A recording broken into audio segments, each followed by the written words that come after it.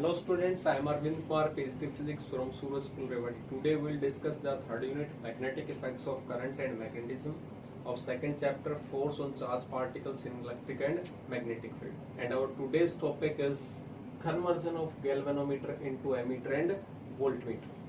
कि अब हम गैल्वेनोमीटर पढ़ चुके हैं इन लास्ट वीडियो, जो स्मॉल करंट को डिटेक्ट करता था, डायरेक्शन और मैग्नीट्यूड बताता था, लेकिन वो स्मॉल करंट के लिए था। अब हमें लार्ज करंट मेजर करना होता, हम क्या यूज करते हैं? एमीटर। तो एमीटर है वो बेसिकली गैल्वेनोमीटर का ही एडवांस पार्ट है। इसका मतलब it is a low resistance galvanometer. इसका रेजिस्टेंस जो है वो हम कम कर देते हैं गैल्वेनोमीटर का और भी, ताकि ये लार्ज करंट को मेजर कर सके। इसलिए इसका नाम क्या हो जाता है? एमीटर। संट एक इससे पहले आपको टॉपिक मिलेगा, लेकिन वो इसी में हम कवर अप करेंगे। जैसे मुझे ये पता था कि गैल्वेनोमीटर है और गैल्वेनोमीटर स्मॉल करंट को डिटेक्ट करता है ओनली, इसमें से मैक्सिमम करंट कितना जा सकता है हमने लिख दिया IG, गैल्वेनोमीटर करंट। अब हमने इसकी संटिंग की। संट का मतलब होता है कि कोई डिवाइस के साथ में आप एक लो वैल्यू का रेजिस्टेंस यानी लो रेजिस्टेंस को पैरेलल में कनेक्ट कर देते हैं, तो उसको क्या बोलते हैं? संट बोलते हैं। तो यहाँ पे भी हमने क्या किया? संटिंग की। यहां एक लो वैल्यू का रेजिस्टेंस जो है वो मैंने इस गैल्वेनोमीटर के पैरेलल में कनेक्ट कर दिया। तो इसका मतलब इसमें से कुछ करंट जाएगा IS, ठीक है, इसमें से कुछ करंट जाएगा बाद में। अब ये जो डिवाइस है ये बेसिकली हमारे पास अब एमीटर बन गया। संटिंग की हमने। संटिंग का काम है गैल्वेनोमीटर को एमीटर में कन्वर्ट करना। अब मैं इसको अगर एक बॉक्स में बंद कर दूं और आपको दे दूं, तो इसका मतलब यहाँ पे जो करंट आप लार्ज करंट भी भेजोगे तो उसको भी ये गैल्वेनोमीटर क्या करेगा? डिटेक्ट करेगा और आसानी से बताएगा विदाउट एनी डैमेज। तो ऐसा क्या कि हमने सिर्फ क्या किया, इस गैल्वेनोमीटर के साथ संटिंग की, लो वैल्यू के रेजिस्टेंस को हमने पैरेलल में कनेक्ट कर दिया। अब आपको एक बहुत अच्छी सी बात पता है कि पैरेलल में जो रेजिस्टेंस होता है उसका इक्विवेलेंट रेजिस्टेंस हम कैलकुलेट करते हैं, तो 1/R1 प्लस 1/R2 बहुत अच्छे से पता है। अगर पैरेलल में लो वैल्यू का रेजिस्टेंस कनेक्टेड है तो इक्विवेलेंट रेजिस्टेंस जो होगा वो छोटे से भी क्या हो जाता है? और छोटा हो जाता है। इसका मतलब ओवरऑल इस सर्किट का, इस डिवाइस का जो रेजिस्टेंस है वो क्या हो गया? बहुत कम। इसलिए हमने लिखा it is low value resistance. Clear हो गया? तो यहाँ पे लो रेजिस्टेंस डिवाइस है गैल्वेनोमीटर और उसका नाम क्या होगा? अब ये एमीटर बन गया। अब आपको ये नहीं पता लगेगा कि गैल्वेनोमीटर था, क्या बन गया? एमीटर बन गया। क्लियर हुआ पॉइंट? अब यहां से लार्ज करंट आ रहा है I सर्किट के बाहर से, इसके अंदर जैसे ही जाएगा तो यहाँ पे दो पार्ट हो गए। कुछ करंट इधर जाएगा, कुछ करंट इधर। किरचॉफ करंट रूल के अकॉर्डिंग अगर इधर IG गया है तो इधर जो हम IS लिख रहे थे, इस IS की वैल्यू को आप क्या लिख सकते हो? IS जो होगा वो कितना होगा? यहाँ से I माइनस में IG। टोटल करंट I आया, इधर IG चला गया तो इधर कितना आएगा? टोटल में से IG माइनस हो गया, तो IS को आप कितना लिख सकते हो? I माइनस में IG। या उल्टा भी कभी जरूरत पड़ती है आपको कि IS दे रखा है, IG नहीं दे रखा, तो वहां पे हम यहाँ पे भी कितना लिख सकते हैं? IG की वैल्यू कितना लिख सकते हैं? I, इधर IS ऊपर चला गया तो ये कितना होगा? I माइनस में IS। लेकिन जनरली इस कंसेप्ट पे IG दिया होता है, लेकिन एक आध न्यूमेरिकल मिलेगा जिसमें IG नहीं होगा, IS दे रखा होगा। तो IG को हम कितना लिख देंगे? टोटल करंट माइनस में IS, that will B galvanometer current. अब ये एमीटर बन गया। मैंने इसको दो पॉइंटों में डिवाइड किया। ये टर्मिनल है A, ये टर्मिनल है B। आपको देखने से पता चल रहा होगा मैं A से B तक जाता हूँ इस पाथ के थ्रू, गैल्वेनोमीटर के थ्रू, तब भी पोटेंशियल डिफरेंस VAB रहेगा। That means potential difference across AB is equal to, यहां से यहां तक देखेंगे तो कितना है? करंट कितना गया, रेजिस्टेंस कितना था?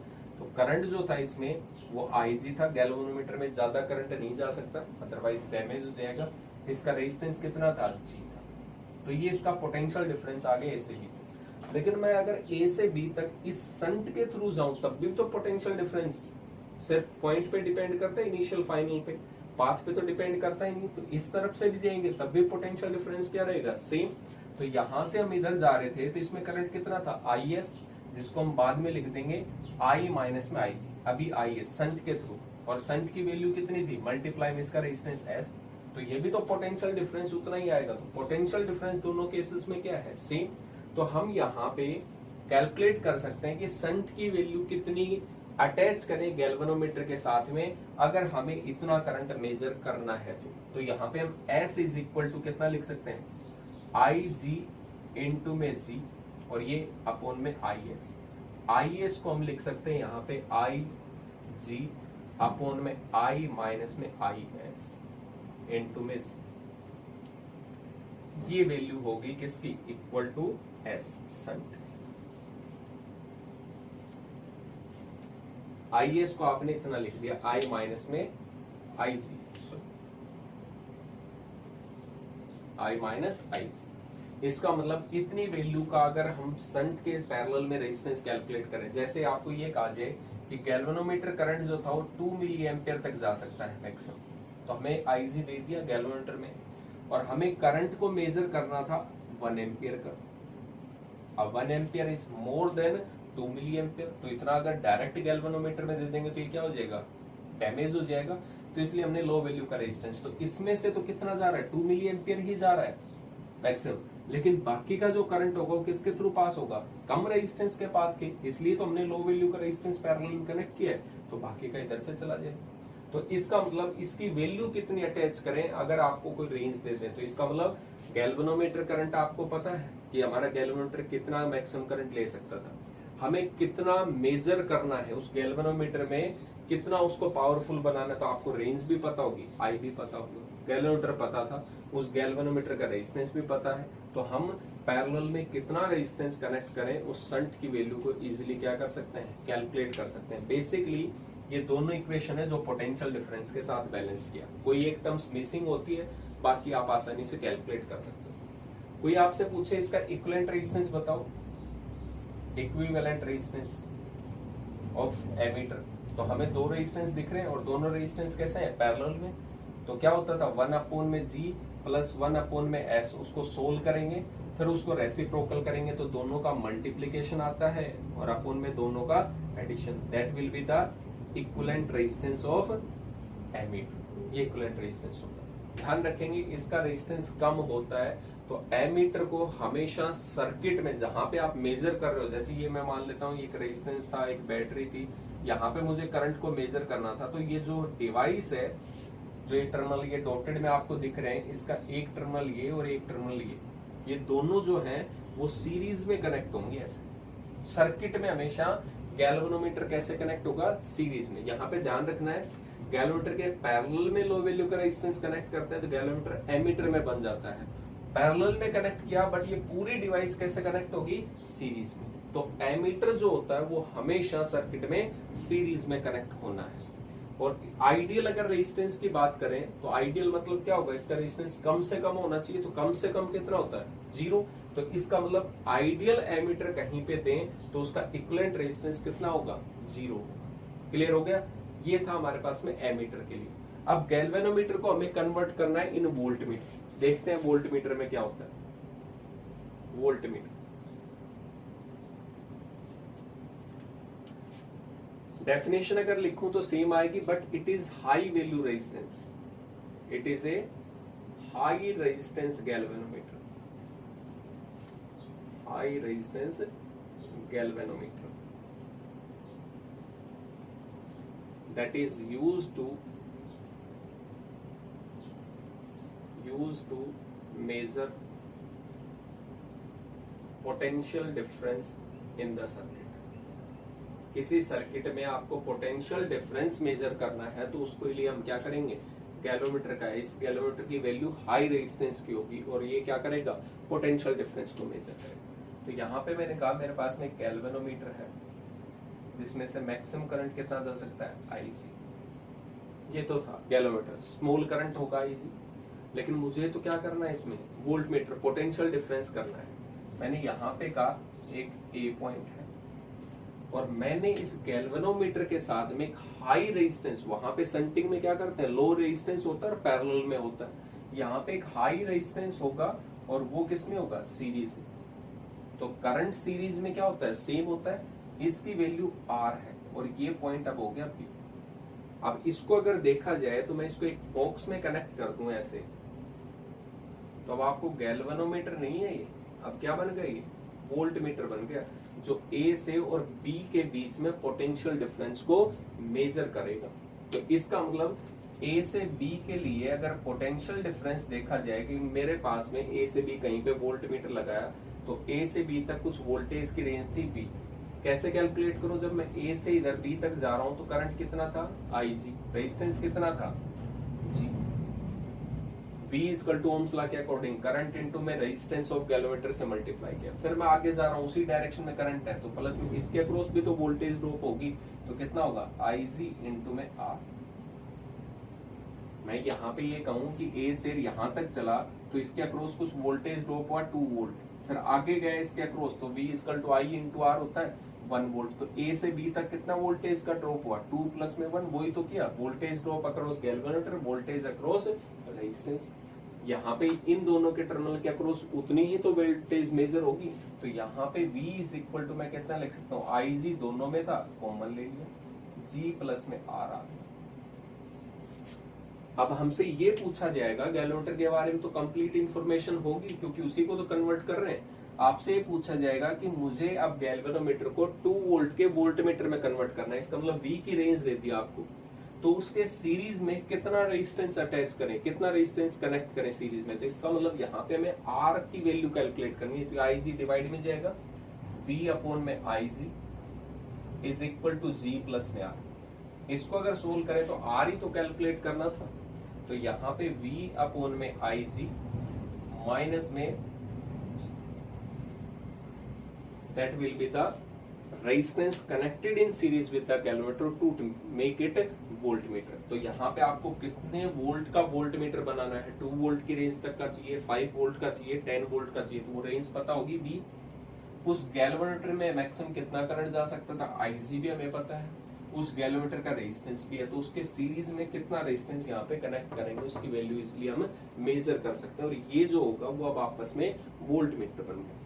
अब आपसे कोई पूछे कि इसका रेजिस्टेंस ज्यादा कैसे हुआ, तो यहाँ पे ध्यान से देखें रेजिस्टेंस कैसे है? सीरीज में, और सीरीज में रेजिस्टेंस R1 प्लस R2 बढ़ता ही है।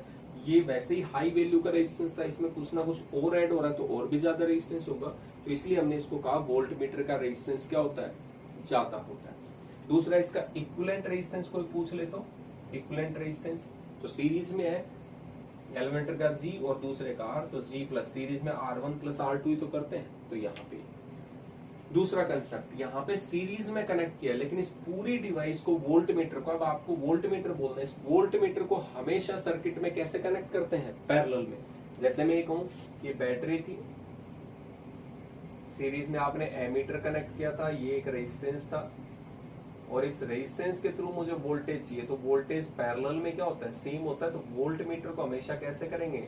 उन दो टर्मिनल पे जहां पे आपको पोटेंशियल डिफरेंस मेजर करना है उनके पैरेलल में, इसलिए वोल्टमीटर को हमेशा सर्किट में पैरेलल में कनेक्ट करते हैं। गैल्वेनोमीटर को वोल्टमीटर में कन्वर्ट किया तो सीरीज में रेजिस्टेंस कनेक्ट किया, बट ये पूरी सर्किट जो होगी, डिवाइस होगी, वो कैसे कनेक्ट होगी? पैरेलल में। यहाँ पे एमीटर बनाया तो पैरेलल में शंट था, बट पूरी डिवाइस कैसे कनेक्ट होगी? सीरीज में। तो ये कन्वर्जन था गैल्वेनोमीटर इनटू एमीटर के लिए। क्लियर हो गया?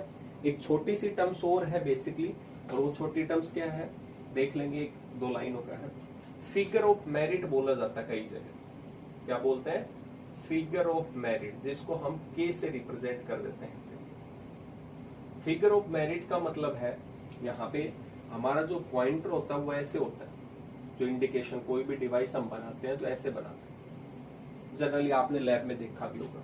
तो यहाँ पे कह रहा है कि ये 0 था, यहाँ पे ये 1 है, ये 2 है, ये 3 है, ऐसे करके है। तो कह रहा है कि एक डिवीजन, यहाँ पे डिवीजन बने होते हैं, मैं इसको बड़ा करके दिखा रहा हूँ, ये 0 था, ये 1 डिवीजन है, ये 2, तो एक डिवीजन को चेंज करना आपको, तो उसके लिए कितना करंट चाहिए? इसका मतलब फिगर ऑफ मेरिट को डिफाइन करें, the current required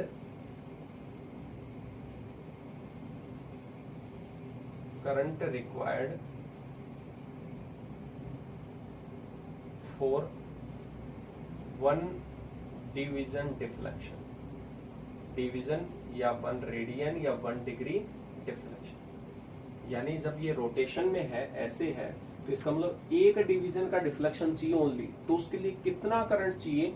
that is called figure of merit. अब मैं ये कहूं कि मेरे पास में यहाँ पे n नंबर थे, यहां तक हम पहुंचते पहुंचते बिल्कुल एंड तक कितने नंबर हो गए, n। एक डिवीजन के लिए जो करंट चाहिए उसको हम क्या बोलेंगे, फिगर ऑफ मेरिट।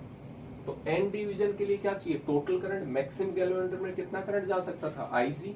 तो मुझे लास्ट तक पहुंचना है टोटल करंट के लिए, तो मैं ये कह सकता हूं टोटल करंट कितना होगा, एक डिवीजन के डिफ्लेक्शन के लिए करंट चाहिए फिगर ऑफ मेरिट के, तो n डिफ्लेक्शन के लिए कितना चाहिएगा, n इंटू में के। एक डिवीजन के डिफ्लेक्शन के लिए 1 एम्पियर, तो 2 डिवीजन के लिए 2, 3 के लिए 3, n डिफ्लेक्शन के लिए n इंटू में के। तो एक डिफ्लेक्शन के नंबर को ही तो हम क्या बोल रहे थे, के। तो Ig इक्वल टू कितना हो गया, n की। तो यहाँ पे के फिगर ऑफ मेरिट आपसे पूछे तो Ig गैल्वेनोमीटर में कितना करंट था, कितना, और कितने नंबर ऑफ डिवीजन को डिफ्लेक्ट किया। तो यहाँ पे आपकी यूनिट हो जाती है एम्पियर पर यूनिट रेडियन, ठीक है। नंबर ऑफ सॉरी, यहाँ पे बेसिकली 1 डिवीजन था या रेडियन के टर्म्स में था, एक रेडियन के टर्म्स में एक डिवीजन के लिए। तो यहाँ पे के जो होता है वो बेसिकली एम्पियर की ही यूनिट आएगा। तो छोटा सा कंसेप्ट आ जाता है फिगर ऑफ मेरिट के बारे में कई बार। बाकी आपका ये इंपॉर्टेंट टॉपिक है, how we convert the galvanometer into ammeter और इन वोल्टमीटर। तो ये अच्छे से एक बार रिवाइज कर लेंगे, इंपॉर्टेंट टॉपिक है, 3 मार्क्स में कई बार पूछ लिया जाता है गैल्वेनोमीटर के साथ। Thank you.